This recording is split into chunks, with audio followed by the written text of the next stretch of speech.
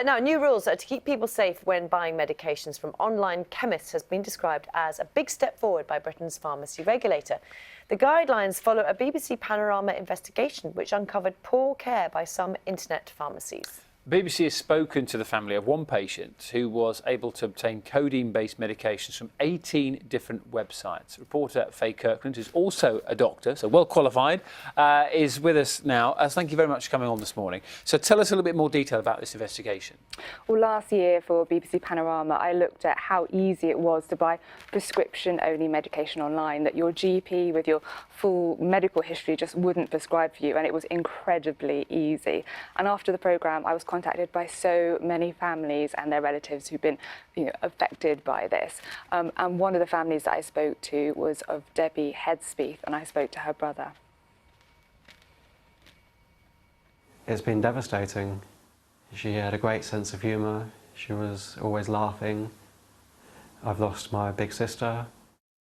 We discovered that she was buying pills from 18 different online pharmacies.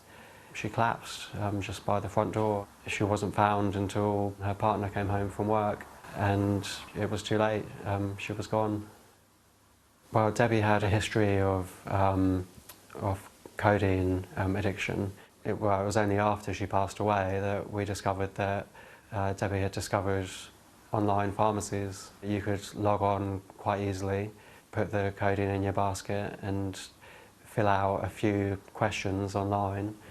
There's no justification for what they're doing, which is exploiting people with an addiction. I would like to invite the owners to look my mum in the eyes and explain why they're allowing this to happen.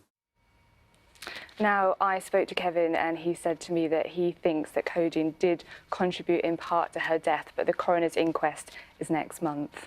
What's wrong with online pharmacies then? Well, there's nothing wrong per se. For some people they're incredibly useful, particularly to get things like prescription medications if you can't get an appointment with your GP. They work normally by allowing a patient to have a look at what medications are for sale, then maybe having an online consultation with the doctor, and then the pharmacy sends the medication straight to your house. But the regulator, the General Pharmaceutical Council, has heard lots of concerns from families, from patients, and they also saw the BBC Panorama.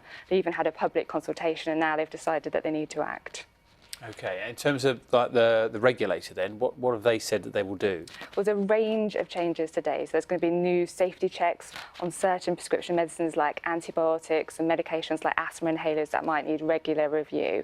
But also the way the sites actually operate, they're going to stop people being able to click on a prescription medication. At the moment, you can click on a medication like codeine, you can choose how much you want, you can choose the dose, you put it in the basket, and then you have the consultation with the doctor. And that's going to change. So you need the consultation with the doctor first. But really, really important for patients like Debbie, the really big changes for drugs that are open to misuse like codeine. The pharmacy actually needs to check that the online doctor, who doesn't know the patient, has to contact their GP and say, is it okay for me to prescribe this medication?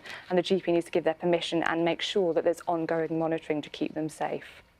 And what about patients? What should they be doing to be keeping safe? Well, they really need to look at the website. They need to know where the pharmacy is. So from today, it's going to be really clear where the pharmacy is, where the online doctors are. They can actually check for some logos. So one is to check that the pharmacy has got a registered number. You can go on the General Pharmaceutical Council website and put that in and check that they are registered.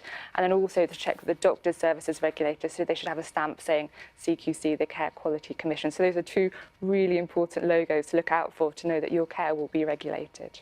Okay, so some really helpful advice there. Thank you very much for that, Faye. Thanks, Faye. And you can watch Panorama online, Doctors Uncovered on the BBC iPlayer. Thank you. Some very helpful advice there.